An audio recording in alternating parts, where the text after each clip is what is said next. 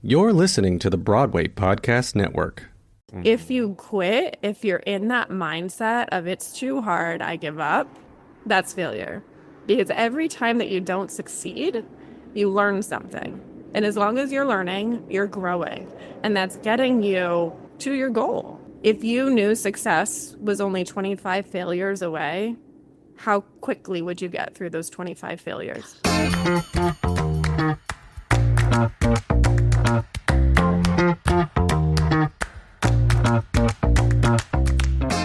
Hi, everyone. Welcome to Was It Chance, the podcast about embracing opportunity and taking intentional risk for your creative life. I'm Heather Vickery. And I'm Alan Seales. And Heather and I started off as two perfect strangers who met by chance and embraced opportunity. So now you, the listener, get to chat with other successful people about the risks they've taken to put themselves on a path to creative success. Well, you listen to us talking about that. Hey!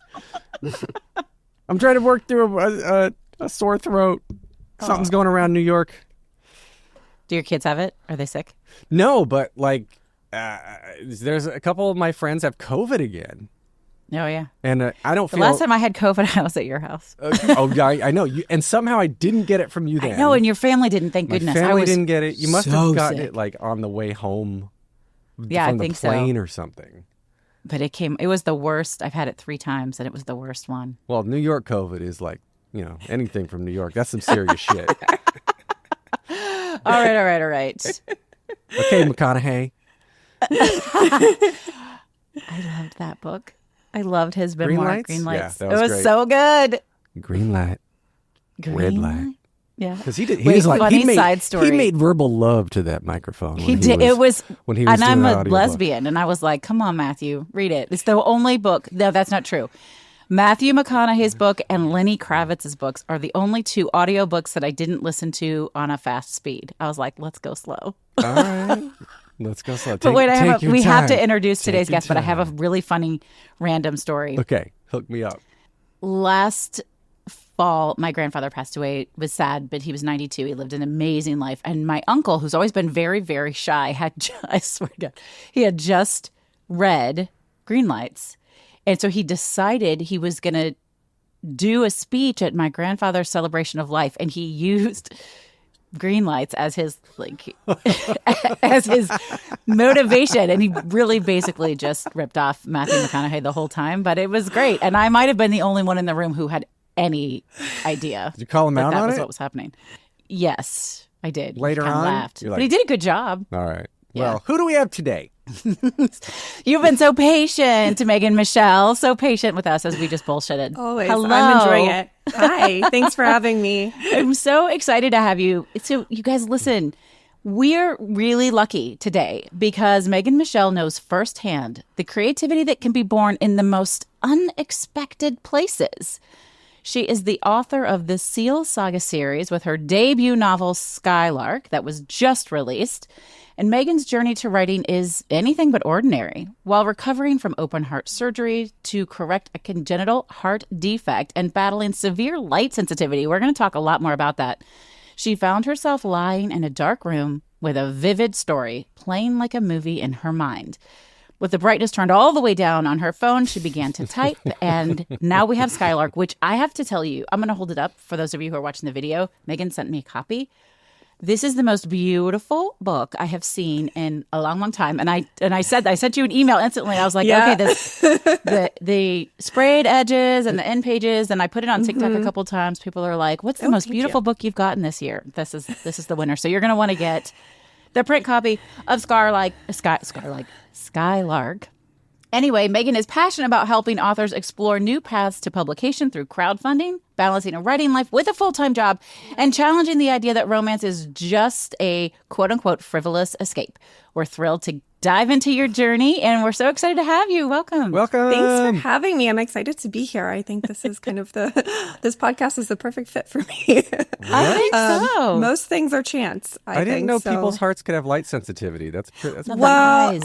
My eyes, yeah. Oh, wait, your eyes pump blood? I'm confused. They do. He's so sadly. easily confused. I'm so easily. He's not as dumb as he wants people to believe he is, actually. Well, sometimes playing dumb can get you ahead, so Been there, done that. I like to play dumb because it sets you up the softball questions to do the good stories. And your story is freaking incredible. And all right, so let's just start. There's that flight. We did get warned. We forgot to warn the audience. Do you want to do your warning, Megan? Yeah, so I live right next to a naval air station. So the fighter jets fly directly over my house, depending on the wind pattern, I guess. And they don't give me a schedule of when they're going to fly. Something about national security or something. Whatever. So it's kind of just like, hi, Navy, have a great day. Thanks for visiting. And it just started. Like, it's been quiet all morning until right now. So, yeah.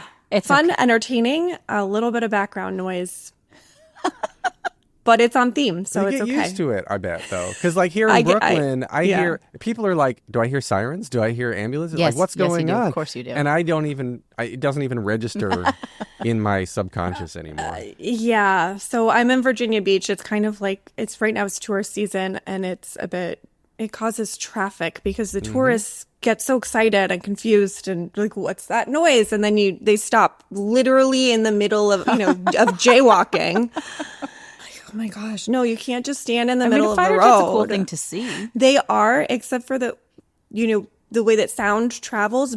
Basically, by the time you could hear it, you can no longer see it. That's true. So they'll just stand there kind of, where is it? Where is it? And you're like, it's gone. It's gone, babe. Sorry. Maybe another one in a few minutes. They usually go and choose. An air horn on your car, like a truck air horn. Just get out of the road, please. Okay. So you don't have this problem in New York because you just walk. It's a different everywhere. problem. Yeah, it's a different problem. Oh, they double park in front of my in my street, and like the buses come through and can't get through, and just literally like they fall asleep on the horn. Oh God. Just. And that's how I know something's really wrong. That gets my attention. Sirens, not so much. All right. Let's get back to this conversation. Yeah. Naval base. My brother was in Virginia Beach. He's in the Navy. Yeah, that makes sense. So I feel like most people cycle through we went to the Blue Angels thing in yes. Jacksonville. And anyway, so do you like military? Is that where this came from? That's a good question. So my dad's a Vietnam vet. He was drafted, so he has a love-hate relationship with all of it, I think. And then my aunt and uncle were both in the Air Force. Both of my grandfathers were in the Navy. One of my uncles was in the Army. So lots of military in my family. Like you're all saying, I have a congenital heart defect, so I couldn't join the military. But I've always been... I don't want to say obsessed, but like my dad is really involved in his local veterans group. And some of my earliest memories are from going like with my older brother's Boy Scout troop, or later with my Girl Scout troop, to like play board games at the VA center with the patients. So it's just kind of always been a part of my life in a lot of different ways. And then this story just kind of came to me. I've always loved writing. I've always known I was meant to be a writer, but I was just kind of waiting for that right story. I think a lot of people have the aspiration to be an author, and they sit and they stare at their computer and they end up banging their head against the wall trying to, come up with something and figure out, like, how do I force this story to magically appear on the page? And I don't work that way. It doesn't work. Yeah. You got to find what flows. And then once you find the right thing, it just pours out. Yeah. Yeah. I feel that. I'm a writer, but I haven't done a novel. I have an idea for one, but I'm absolutely terrified that I just cannot pull this off. But I write nonfiction. And actually, it's interesting because it's funny that you bring that up. For the last several months, I've been thinking, it's time for a new book. It's time for a new book. What do I want it to be? What do I want it to be? And I knew that I couldn't force it. Nothing felt right. And then last Saturday, I was driving to meet a friend for coffee. And the next book it was like, oh, here it is. This is the thing. And I write my own stuff, but I went to ChatGPT. I was like, here is this word vomit of all the things. Give me a working outline, because I do not like a blank page. And so it took all my thoughts and organized them into an outline, and now I can start writing. There you go. I know. Every time I outline something, I sit down to write it, and then something completely different happens. Which is fine. I'm not in charge. The characters are in charge. I come up with ideas, and then characters are in charge. Other things happen. A lot of people say that. I love that. That's not at all what I outlined. That's not at all what I planned. Why am I bothering to plan this? It's easier with nonfiction. It definitely is easier with nonfiction. Yes. Okay, so we're going to talk a lot about your background and how you got here, but just for the sake of the audience, because I think it'll help them understand, give folks a little synopsis of what Skylark is about so that I can ask the questions that I want to ask. I really like those jet fighters flying by the way. I mean, they're cool. fun, right? Yeah. Yeah. Okay, so Skylark is the story of Rachel Riker. She's the first female Navy SEAL. She is kind of kicking butt. Can we swear on here? Yeah, we do that. Okay. So she's kicking ass and taking names, trying to dismantle the patriarchy and liberate women from global subjugation. And she may or may not be in love with her best friend, who's also her second in command, Christopher. So it's 50-50 action, adventure, and romance. Lots of swearing, lots of violence. It's a slow burn for the romance lovers out there. The tropes would be friends to lovers, found family, he falls first. So, and this trope is slow burn. Yeah. It's a slow burn. And Rachel is such an interesting character. And I, yes. No, I mean that lovingly. And I'm going to pause for a second. If you want us to take this out, we can. Oh, no. But I love that she's bisexual. Yes. So do I. Yeah. And I had a friend read it and he was like, oh, that's like the best coming out it was reveal great. ever. It's just so subtle. And it was just so natural. Like there wasn't a thing. It wasn't a big deal. So I appreciated that. Because I have to tell you, military books would not be my thing. I would not. You and your team reached out and was like, we think we'd be a good fit for the show. You're a great fit for the show. I was excited to read the book, but I would probably not have discovered it on my own because I wouldn't go this genre. But I'm like, okay, well, we're fighting the patriarchy. We're bisexual. We're, I love that you're putting all of these things together. Yeah, I basically wrote the book I wanted to read. That's what I'm talking about. There's lots of mental health stuff going on. So I love romance novels. I read a lot of military romance, contemporary romance, historical romance, just everything. I love it. What I don't love is this whole, the girl starts off super smart and confident, and then she meets the cute boy and seemingly has a lobotomy, and then he has to save her from something, and then they fall in love and live happily ever after. And I'm like, wait, there's no plot, there's no character development, but I can't stop reading it somehow. Right? I'm totally hooked. And then I read a lot of like action adventure kind of books. And, it's like the tough macho like soldiers doing all the things. And then 9 times out of 10, there's some sort of like female CIA, FBI consultant person that shows up. And everyone is just so well behaved. Like this is written from the male main character's point of view. Yeah. The narrator is giving us this description, so we know she's gorgeous. But there's no internalization at all from the male character of like, I mean, come on, we know he's checking out her ass. Like, we know. Do we? Of course he is. Do we know that? Yes, Alan, we know that. How do we know? Now, one of my really good friends in the Navy has assured me that, like, no, he would never. I'm like, okay, but you're like, you would never. But Most generalizing... I mean, yeah. Come on. Your friend's also full of shit, by the way. that's what I told him. I'm like, come on. Like, I would be so professional. I'm like, yeah, I'm sure you would. There are, yeah, okay. Anyway. I'm sure you would. So it's just kind of these things about my favorite genres that just kind of drive me crazy. That can we combine the two? Can we just make it all go together, take the best of each? So this is, it's technically romance. There's a happily ever after. But there's also a really heavy focus on the plot and character development. And my educational background is psychology, so I have a lot of mental health stuff in there. Again, growing up, with my dad's a veteran and surrounded by veterans, and then going to school for psychology and clinical psychology and seeing, how these things actually play out with people, I wanted to make it realistic. So Rachel as a character is fairly unhinged. She's a little unhinged. Yeah. She has her own way of doing things, which she somehow gets away with. But it comes from her trauma, and that's not entirely all revealed in Skylark, because it's the first book in the series. So more to come later.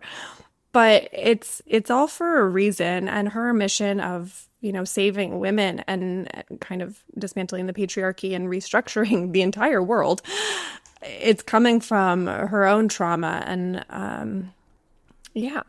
Okay, so I want to just ask another question about the series, and then we'll move on to a lot of other fun questions. But this is the first book. First of all, I'm curious if you have the other books going, if they're still coming. But one of the things that, just to be fully transparent, is really the book starts in 2018.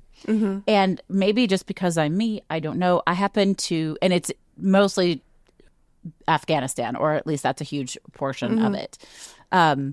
I happen to have some knowledge on what happened in Afghanistan once the troops pulled out.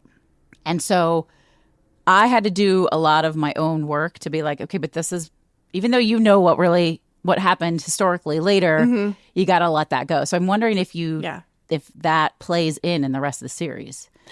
And for those of you who don't know what happens, you can do your own historical research. You can do your own research. The internet is a great place for that. But so I also, knowing what has happened since, I started writing this 2 years ago. So a lot of the things that we know, also looking back at, it starts in 2018. We didn't know where we were going then. Yeah. There's also the reality of SEAL teams, or the Army has Delta and the Rangers. They go in and they do things, and it's not always entirely transparent or known what they're doing. It's very top secret. They're going places and they're doing things that we're never going to know about. Absolutely. We're never going to know about.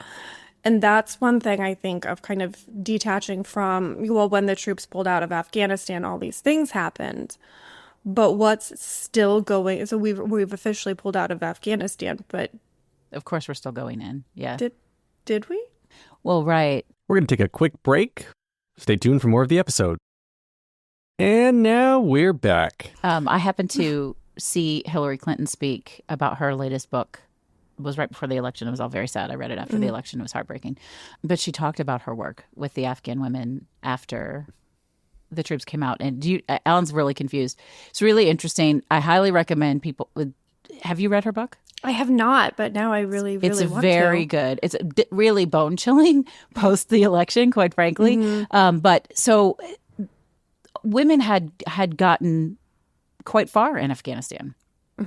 They were holding political position. They were doctors. They were lawyers, or whatever. And when Afghanistan fell and the Taliban took power back, these women were on kill list.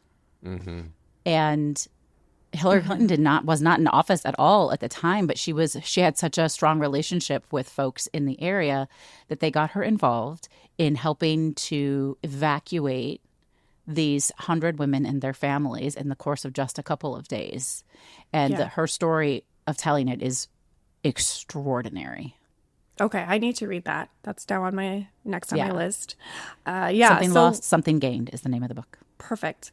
So one of the things that the Taliban actually has done since then, in the past, don't quote me on this, 6-ish months. You can, I don't know, Instagram stories don't save. But in the past few months, the Taliban actually made it illegal for women to talk to each other. Women are not allowed out in public parks. I mean, they have to wear burqas, right? They're fully covered. And they are not allowed to, if they see another woman in a park, they're not even allowed to say hello. That's power. That's how you control people. They can't talk to each other. They're not allowed to interact with men who are not family members. And women are not allowed to be doctors. So essentially, women can't have health care. Right, because they can't see non-family member male doctors, right? I think if, their husband or father is with them, that's how they do it. But it's like, there's no autonomy. You can't do anything. So what? And it's just so We could talk about this Horrifying. for a It's long horrifying. time. Wish Y'all, we it is could. horrifying. And I'm a little bit afraid that we're headed that direction as a country. So Yeah. what made you pick this story, this scenario? Like, is it just downloaded into your brain after you had surgery, or like tell us a little bit about that journey? Downloaded into my brain. So I was born with a congenital heart defect. I had open heart surgery in 1987, a few months after I was born, and then a few years ago, my doctors were like, oh, well, we kind of want to do another surgery. And I was like, I don't want to. Please leave me alone. But then in September 2022, it was like, no, we're gonna do this now. So I had the pleasure of having open heart surgery. And that was great. That was fine. It was horrific. I'm never signing up to do that again. But once I was home from the hospital, I was in the hospital for about 10 days after, and then I was home and I had managed to get off of opioids, so no morphine, nothing like that. I was taking Aleve and Tylenol. Aleve and Tylenol is a combination, apparently. And then I think I was on a beta blocker or something. Anyways, all of the drugs I was on, and none of the doctors would believe me, but when you read the fine print in what the side effects are, light sensitivity, dizziness, headaches, fatigue, those are the side effects of every single medication that I was taking. And all the doctors were like, you're fine. I can't see, like, I can't see, but sure. So I just laid in bed with the lights off and the blinds closed, sleeping for like 20 hours a day. Wow. And, I kind of felt all the cortisol and adrenaline leaving my body. It was very relaxing. And eventually this story just kind of popped into my head and it started playing like a movie. So cool. And I just had this, what's now, I think it's chapter 3 now, where Rachel's kind of standing at her bulletin board and she's planning the team's first mission. That was originally the opening scene of Skylark. And it just kind of played in my head. I saw her blonde hair and the bun and her in uniform and all the stuff. And it just went from there. And I got so into this that I think I was on, it's now book 2 or 3. And I thought, I'm going to forget this. This is too good. And so I rolled over as best as I could, because still in a lot of pain, and grabbed my phone, like just like squinting, holding the phone as far away from me as possible, turned down the brightness, and started typing in a Google Doc. Typing. No formatting, no nothing. It was an absolute disaster once I finally was able to open it on my laptop. I would have been voice memoing that like a motherfucker. I'd have been like, talking it out. For some reason, my typing and my brain go at the same speed, but my speaking and my brain don't go at the same speed. So, and then it's also like the quotation marks and the punctuation and everything, and a voice memo is not always that. No, it's never great. Accurate. But it's the fastest way I can get it out. Yeah, but so I just was sitting there and I'm like, okay, just type it, just make it work. Yeah. So there's at least 7 books, not entirely fully outlined. But mostly. This is a big book. I know. Yeah, that's it's what I was like gonna say. 460 pages. A thick ass book. Yeah. That is book one of many. My editor was like, you cannot have a debut novel that's 500 pages. And I was like, well, I could. She's like, no, you may not. You got it done. Absolutely it's closer not. to 400. I was going to say, what is it? It's like $4.99. It's like the Broadway off-Broadway cutoff. One seat. It's like $4.50. Is it? Yeah. According to my printer, it's $4.60 because you have to have the pages and $4.55. You're papers and packs and bundles of 4 to get it printed. So, yeah. So that's how this came to be. And then fortunately, I was off work on disability for quite a while, so this became my full-time job. And then I went back to work just part-time for a bit, and then I was like, well, this is actually a book. Maybe it's good. I don't know. I hadn't let anyone read it. No one knew I was working on it. And then I saw an ad on Facebook for a women's in publishing conference, and it was online, so I signed myself up for that. Listened to as many of the workshops as I could, joined the Facebook group, started kind of networking, and just kind of posted in the group like, so hey, I think I wrote a book. What do I do? Maybe. What do I do now? Well, did you? Does it have words? What are the next steps? And so another girl commented back, and she's like, hey, I'm an editor. So typically, you want to have your manuscript as done as you can, and then you want to find an editor. Here's like the rates for, what is it called? Like the Freelance Editors Association or something, like their recommended rates for like manuscript critiques and developmental edits and copy edits and proofreading. And she just really laid out the process. And she said, don't feel obligated to work with me. You need to find someone you click with, who sees your vision and is as passionate about your story that you're trying to tell as you are. And what do you know? I totally clicked with her. I did check out other editors as well. I didn't just pick the first person I met, but yeah, I absolutely fell in love with her, and she was the perfect fit. She totally saw my vision. So I hired her and I sent her the book, and I said, look, if this is bad, tell me. Like, if I need to just quit while I'm ahead, I'm okay with that. I'm okay with hearing that. So let me know what you think. Good, bad, otherwise. And about a month later, she emailed me back and she was like, I love it. There's problems, but it's a first draft. There's supposed to be problems, but there's a lot of potential here. And all of the main... How long was your first draft? Do you remember, roughly? 550 pages, maybe. Yeah. Jeez. How long did it take to write the first draft of the first book? From maybe September to... Well, no, because I had surgery in September. So I think I maybe started it in October. Of 24? 2022. Okay. I was like, October what? 2022.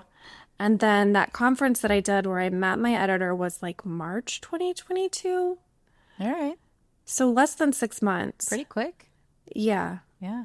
But I was fully editors... off work for like several of those months as well. So yeah. Editors are it worth just... their weight in gold. I had a developmental editor, a line editor, and also an editor, because I have nonfiction, to do my citations. Like, tell me where I need to have a citation and write those footnotes. Yeah. That's important. I didn't know there's a whole person, like a whole department of citation heads.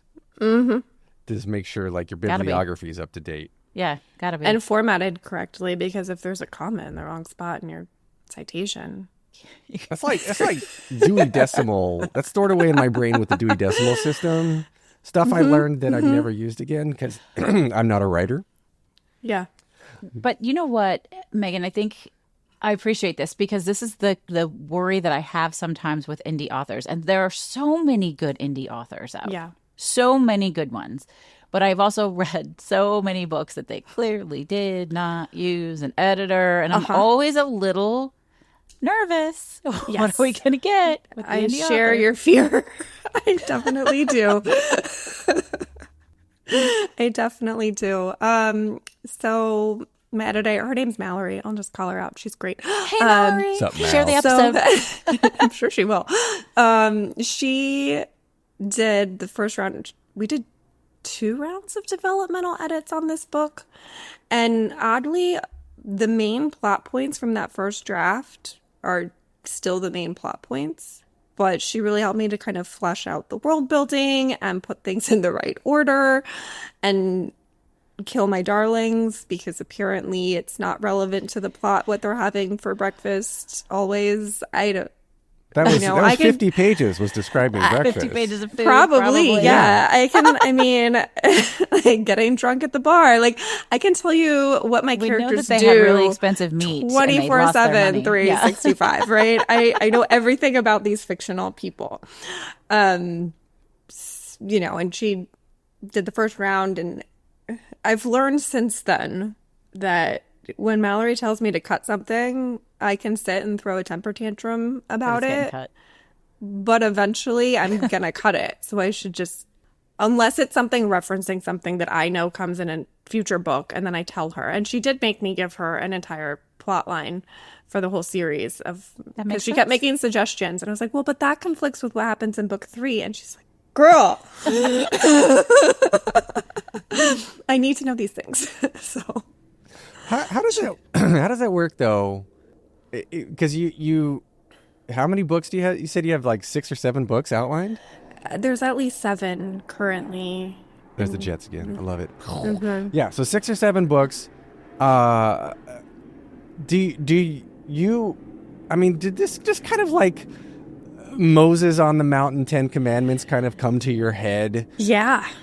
Or yeah, it's just straight downloaded from the universe. Whoever's in charge up there was like, here's a story, you better tell it.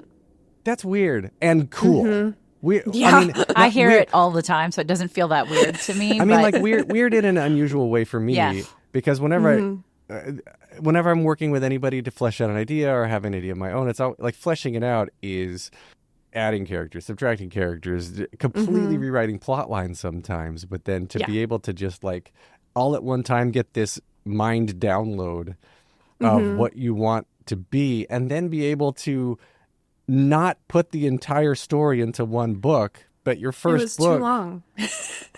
That's just nuts. It's nuts to me. I have so much respect for people like you who can do all of this, because no way will I ever have this talent.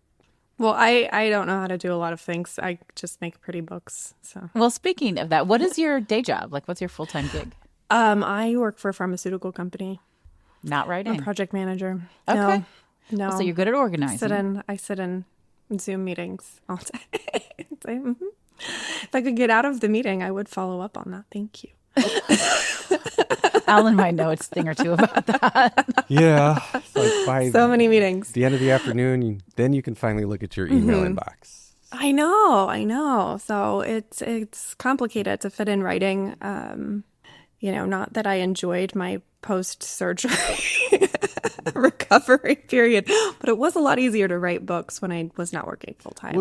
Do you think this would have eventually come out in another form or at all if like this perfect storm of being in bed, light sensitivity, like being off of your job, all of this just happened? I don't think so. So it was chance? It was chance. It was Dun, chance. dun, It was dun. fate. It was everything just coming together, because I was this very ambitious, high-powered, focused on my career person that was just go, go, go, achieve, achieve, achieve. And that was the first time in my life that I really stopped, because I was forced to, and I hated it until I loved it, because then I got the book and I was like, oh, this is pretty cool. But no, I was like, oh, I'm going to be head of this department, and I'm going to do this, and I'm going to do that. I was stressing myself out way too much. And now it's like, okay, let's do work, get the paycheck so we can keep funneling all of the money into more books, because self-publishing, when done correctly, is expensive, because my editor gets all my money. I just give her all expensive. my money. Yeah. And you crowdfunded this, which I did. love. Alan, I have a friend who is crowdfunding a new podcast, and I think it's such a fascinating. She's like, there's going to be a lot that goes into it. I want to market it. I want to prep it. I want to do all these things. And I don't have this money right here. So, and she wants to, it's a career. She wants to get paid for the time and the work that she's putting into doing it. We had a guest a couple years ago now, Paula Lafferty, who did a Kickstarter for her book. And I'm curious maybe what the similarities are, but I loved that because she crowdfunded it, she could do beautiful things like sprayed edges, and she did a leather bound version if she got to her stretch goals and things like that. Yeah. So I would love to hear all about, you used Becker Kit and why that one versus Kickstarter, and like what led you to that, and how did it support you on this mission? Because I think it's really brilliant for independent artists and creatives to come up with a way to be able to make these dreams come true without emptying your bank account. Yeah. So I had connected with someone, I don't even remember her name, someone in my like sorority alumni Facebook group. And she was like, hey, I'm looking for jobs. I just graduated like with my, I don't know, master's in publishing or something. And so I messaged her and I was like, hey, like I'm an author or trying to be. Let's connect. And then I just, jumped on a call with her and she mentioned crowdfunding and I'd never thought of it. So I went on Readsy, which is a great, great website for finding editors, cover designers, marketing people, all kinds of people, all focused on books, nonfiction, fiction, all of it. I love them.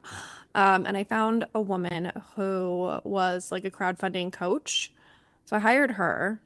And again, like I had the Okay, that's financial brilliant. ability to pay for things up front, which I know not crowdfunding everyone Coach, can we talk about this offline Yeah, later? I want to know what absolutely. that investment was because I'm Stacey. really, Yeah, we'll I want to talk do about it it for later. for my next book that Yeah. I told Yeah. you I divinely downloaded to my brain last We'll weekend. give you all of her information. So she's great, and I had a call with her just to kind of see, this is something I even want to do. And then I decided to do it. And she kind of walked me through the differences between like Kickstarter, Indiegogo, and BackerKit. And the reason I picked BackerKit was because they have a built-in pre-order store.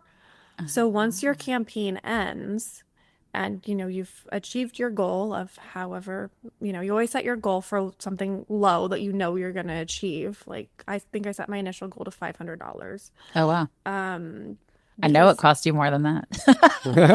yeah, well, you only get them. This is the problem with crowdfunding is you only get the money If you've reached if your you meet target goal. if you meet your goal. Yeah. And in my case, I had saved enough money to pay for everything out of pocket that I was trying to do, but I didn't want to have to.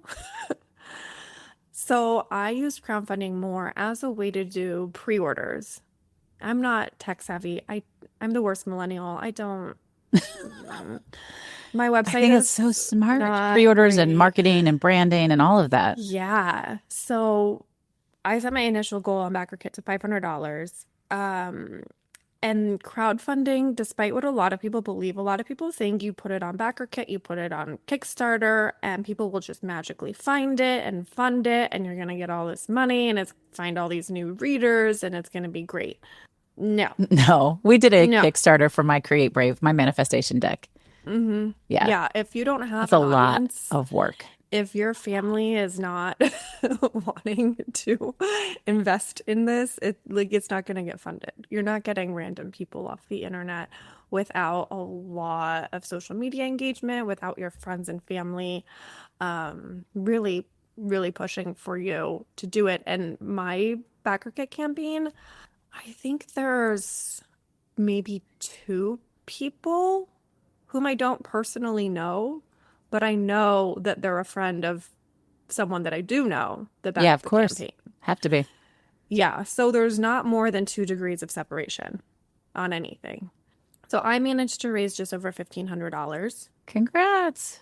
which was great, which helped put a dent in the printing cost of these beautiful special editions. Because I'm a Libra. I like pretty things. Samesies. I do too. I'm not a Libra, but I love pretty things. It needs to be pretty. Books are art and they should be treated as such. So I wanted to do these pretty off-print special edition, and I got a bunch of printing quotes. The best place to print is in China. I really wish I could find a US printer that could do something for this quality for competitive price, but it's 3 times as much. And you're screwed now with the tariffs. We had our cards printed in China as well. It was the only viable option. The tariffs are terrifying. Books are allegedly exempt, or there's something about free speech, if we still have that. Yeah, or they're at least at a lower rate. So Interesting. it's Okay. yeah, it's interesting. Your printer did a because great job. The book is Thank beautiful. you. I have book 2 coming in the fall already. So Ooh. oh yeah. We're going to take a quick break. Stay tuned for more of the episode. And now we're back. So I knew I had enough money saved to do it, but that $1,500, paid for a third of 1,000 special edition copies to get delivered to me. So that was nice. But it does not even come close to covering the cost of what it takes to write a book and publish it. I mean, not even counting my own time, even if I paid myself minimum wage for all the hours I wrote. Yeah. Taking that aside, just my editor, my cover designer, having someone professionally do the layout, getting the books printed, and the little bit of marketing that I've figured out how to do. Well, we have an episode out with author Victoria Christopher Murray, and she's really cool. It's a really fun episode. Everybody should go and listen to it. Her most recent book is Harlem Rhapsody, which is the story of Jessie Fauset, who was sort of a lost woman in history. Anyway, she shares that with her first book, which was indie published, she had a guerrilla warfare marketing approach. Like, she had postcards printed and she went into the bookstores and slipped them into books that were similar to her book so people could find. Isn't that brilliant? We're all like stealing that idea. It's like, we need podcast postcards. Let's go. Yeah. Is that smart? Yeah. That's a good idea. Right? Like, she was door to door knocking. I have this book out. You should read it. Like, it was impressive. We were really impressed. Yeah. I tell everybody about it. And then what's worked best for me, and I want to say I argue it, people contact me as soon as have any sort of professional anything on Instagram. People just DM you and explain to you how to do your job. Right? So I have all these people on me and they're like, oh, you only have, a few reviews on Amazon and you need more that's all reviews. such spam. And you need this and you spam. need that and I can fix it for you. And I'm like, I don't care about my Amazon reviews. I mean, great that they're there. Fuck Amazon. Sorry, did I say that? Right? But I'm selling these beautiful, gorgeous special edition copies. I've sold almost 250 copies. And sure, the book's on Amazon. You should put it on TikTok Shop, though, Megan. But you could sell this on TikTok Shop. I need to learn how to work that. I need to find some Gen Z person to. Let's talk separately. I can help you. Book Talk is game changing for indie authors. All right. Game changing. I'll need to do it. So, I mean, Paula Lafferty, who I told you we interviewed and she did her Kickstarter, she made $69,000 on her Kickstarter. All from TikTok. Okay. See, I need to. That's the rest of books 2 through 7 there. 2 through 7. Yeah. 2 through 17. Exactly. So I can introduce you to Paula if you'd like. I think you two would yeah, get along. Absolutely. Probably help each other. Absolutely. Yeah. Yeah. So I've mostly just been contacting bookstores that I interact with on Threads. I found that Threads is that's my place. And I think it's text-based. So I know how to write words. Right. That's how I feel about Substack notes. Better for me than like Instagram or TikTok or something where I have to make a visual representation of anything. And just kind of reaching out to independent bookstores, interacting with them on Threads or DMing them, emailing them, and just saying, hey, I'm an author. I'm an indie author. I wrote this book. Here's the synopsis. Let me know if I'd love for you to carry it in your store. And I've had stores get 5 copies and sell out within a day of receiving them. That's awesome. Love that. And email me and say how fast can I get more? Is this something that you think you want to shift into full time if the opportunity were to present itself by chance? Yes. I would love for writing to be my full-time job. I have a threefold life goal. So I'd like for my writing to be able to pay all of my bills. That would be phenomenal. I also would not mind owning a bookstore / wine bar. Oh, love that. That would be fun. I'd can't sell your books to Virginia Beach just to go to your bookstore wine store, wine bar bookstore. And then I want it to have a community meeting space, so you can either do yoga classes or have a women's club meeting or whatever the community wants to use it for, right? That you can rent out as just kind of a cool. I mean, Skylark meeting space. Skylark Books sounds like a cool name. Yeah. Let's go down to the Skylark Bookshop. Exactly. You never know. You never know. It's gonna happen. And have your own branded wine. Manifest that shit. Skylark wine. Oh my god, I'd love to have my own winery. That would be great. Yeah. We're just adding things to my to-do list here. Sure. And then the third part of it is I'd love to be able to use this as a platform for advocating for veterans' rights and mental health issues to kind of raise awareness for everything that people deal with. I live in a military town, and most of my friends are in the military or married to someone in the military, and the things that people deal with that they're kind of told they're not supposed to talk about. There's 22 veterans a day committing suicide currently, which I think is absolutely abhorrent that, we keep trying to defund the VA, and it's absolutely horrifying. Yeah. So I'd love to be able to do more advocacy kind of things as well. I think it all would play together. They really together could. in my head. You could crowdfund all of that, my dear. Just need to figure out how to do it. So also Substack. Get your cute little self on Substack. It's writing based. It's not video based or picture based. I know. It's game changer. Game changer for writers.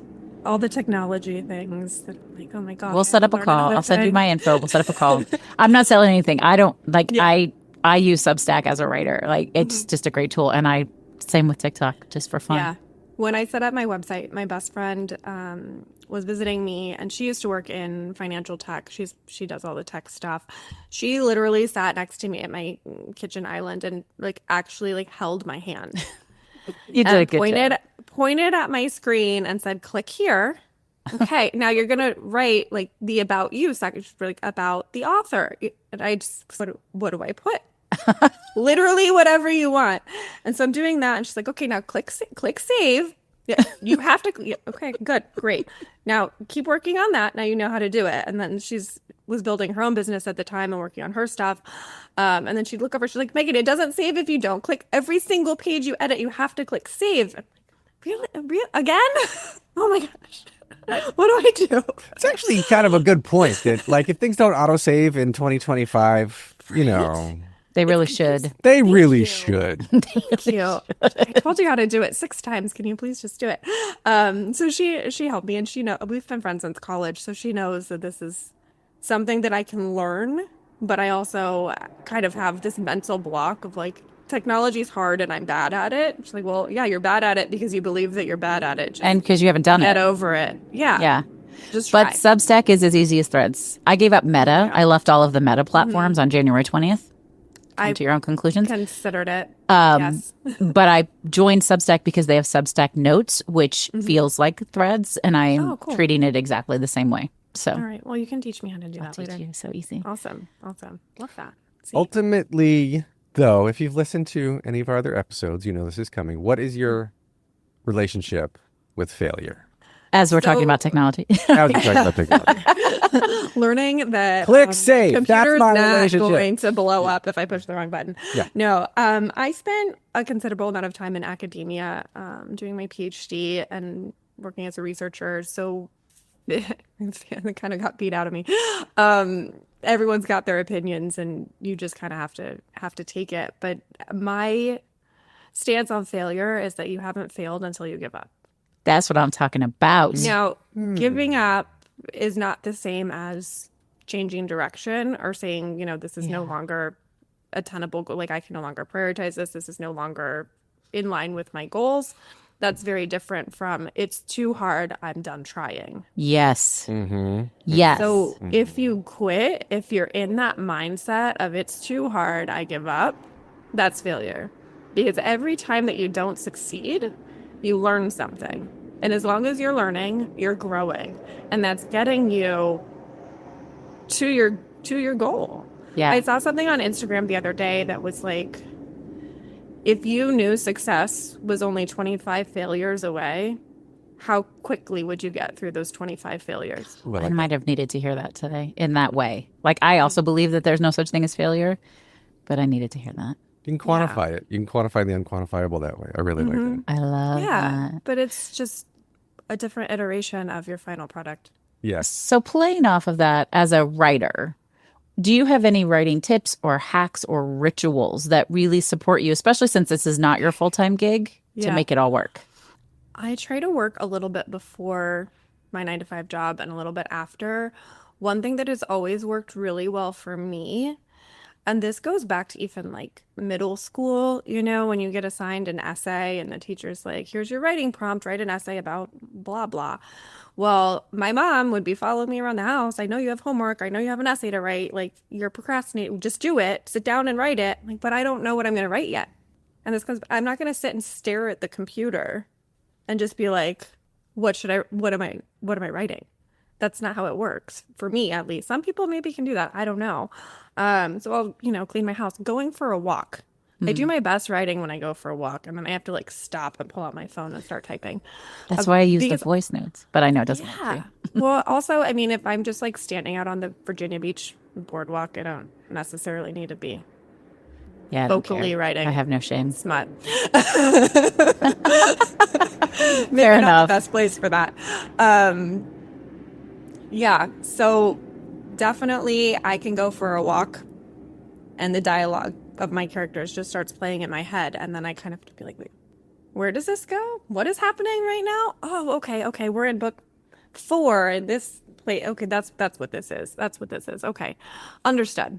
Drops in every now and then. And then sometimes I'll sit down, I'll be stuck, and I'll like, my office right now is just covered. The walls are covered in color-coded Post-it notes of me trying to outline plots for things and interweave different plot points and characters and confusing, complicated things. But even that, if I try to force it, it doesn't work. It just, my subconscious has to kind of just work it out in the background, and then it'll just bubble up to the surface, and I've heard that a lot. magic happens. No matter like what you're doing, just if you're stuck on something, go take a shower. Just do something to engage your brain on something else. Do something else. I had a Movement. professor when I was doing my PhD. She was like a professor emeritus, and she kicked all the PhD students out of the office one day because she saw we're all just sitting there at our computers, not really doing anything. She's like, "Why are you here?" I'm like, "Well, we're supposed to be here, you know, a certain number of hours." She's like, "But you're not doing anything. Go for a walk. Go do your laundry. You'll come up with your next research topic if you're doing your laundry. And then guess what? Your laundry's done." Yeah. You know? I mean, I love subconscious reprogramming for that. For me, I'll do like EFT tapping or listen to subliminal audio, and that will help. Yeah. Move stale Very good techniques. energy. Yeah. But, It used to drive my mom crazy, though, when I was in school. And she'd be like, "I know you have a paper to write." And then, you know, once I got that opening thesis statement for whatever essay I was trying to write, I'd sit down, I'd write it in one go. And my mom would be like, I don't believe you that you did it. And then she'd read it like, "Oh, other than a few, this is actually good. How did you do this?" Like, "You just leave me alone. I'll write the things." So Very fair. yeah. So then plug the easiest way for everybody to grab the book for like, how can we are you going to crowdfund your next series of books, you think? Or what's going on here? I don't know. I think I need to build up more of an audience. Harassing my family and friends worked really well for the first book. But I don't. TikTok and Substack. Yeah, I know. I need to learn all the modern technology things.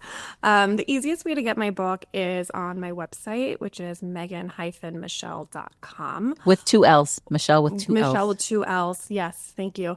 Or on Instagram, you can DM me, and that is at Megan_Michelle_storytelling, because I had to make it long and complicated. And I bet you guys will put that in the show notes. We sure will. Yes, will. So that's to get the special edition. That's how the pretty one. If you want the ebook or the print on demand, that's on Amazon as well. So you can get it. The pretty book is pretty, though. Y'all, you want it on your It is bookshelf. really pretty. Megan, this has been so fun. I'm excited to come to your grand opening for your wine shop, bookstore, women's empowerment meeting space when you get that going. The book is great. It's beautifully written. It's not just pretty. You said that. You're like, I hope you enjoy the inside as much as the outside. And I do. And it's just really different. I've never seen anything else like it. And I love your divine intervention story, right? It just reminds us that we never know where things are coming. It's unlike anything. It's so, everyone's always like, you need comps. What other books is it like? And I'm like, nothing. It's not. Yeah. Sorry. So that does require educating an audience. So Yeah. But yeah, it's been great to chat with you. Thank you so much for joining us today. Thank you for having Thank me. you. It's been great. So 2 years ago, she started this project that turned into a 550-page first draft out of a 7-book series. This that divinely downloaded into her brain when she was recovering like from surgery. Some Star Wars shit right there. It is. It's a really cool origin story. Yeah. Yeah. And I feel like given the uncommon kind of genre or multiple genres it falls into, it'd make like a good TV show or a series of movies. I was thinking that it would make a good, yes. So Megan, if you're listening this far into the episode, we think you should work on getting some film rights, TV rights. Just get an agent to sell the film rights or option the book. Get that book optioned. The concept for sure. Yeah, it was really cool to hear her story. I love, we don't get a ton of pitches. And sometimes we get pitches that are really not a good fit. And I'm like, have you listened to our show? Oh, I was really spam. excited. It's the same people sending like, oh, your Amazon reviews, blah, blah, blah. That's all automated AI spam bullshit. Like, yeah, I get for a Broadway-focused podcast, my solo podcast, I get like corporate CEO, life-changing mental coach. Like, no. Well, usually I can tell because our pitches are to Alan, Heather, and Broadway. Yeah, no. Like Broadway doesn't want to listen to you. No, but I appreciated this pitch and I was excited. It's such a unique genre and just a very interesting POV. It was really cool. I'm excited for her, I think, to come out of her shell on this. Like, I think she really challenged herself with the crowdfunding, but there's a lot of cool stuff, I think, on the horizon for her. Agreed. This kind of chance situation, perfect storm, put her in a place where she probably would never have allowed herself to go to leave that stability of the 9 to 5 beforehand. That's a hard thing to do. Really hard. It's a really hard thing to do. Absolutely. Hey, Alan. Yeah, what's up? If people enjoy listening to our podcast, what should they do? They should leave a rating, leave a comment, a positive rating. Don't leave listening. Just leave a comment. No. Keep listening. Open up the app wherever you're listening now and be like 5 stars, bloop. And then write a little review. And then if you're not driving, step to the side of the sidewalk. Don't block the sidewalk. Start writing a positive Even review. if you're on Virginia Beach, you can write that review. Yeah, or use a voice note. Beep, beep. Remind self to leave positive review later and don't talk about smut in front of other people. Beep, beep. We appreciate it. We love the reviews. Share it with a friend. Tell somebody else about it. You can email us at wasitchancepodcast@gmail.com. We are on Blue Sky, Yep. Threads, Yep. Instagram, LinkedIn, and TikTok. And I'm on Substack. So give us a shout out. Share what you're loving. Tell other people about it. We're glad you're here. We are glad you're here. And we want to hear from you. So, yeah. This has been, Was It Chance? The podcast. He's trying to do my line and it's not working. This is Was It Chance? The podcast about creating opportunity. No, this is your line. You've been listening to Was It Chance? The podcast about embracing opportunity and taking intentional risk for your creative life. And we believe that everybody can have a creative life. We're thankful. I'm thankful. Thanks for listening. I don't know. I'm Heather thankful. Vickery. You can speak for me. We're thankful. I'm Heather. I'm Alan. Talk to y'all soon. Bye. Bye.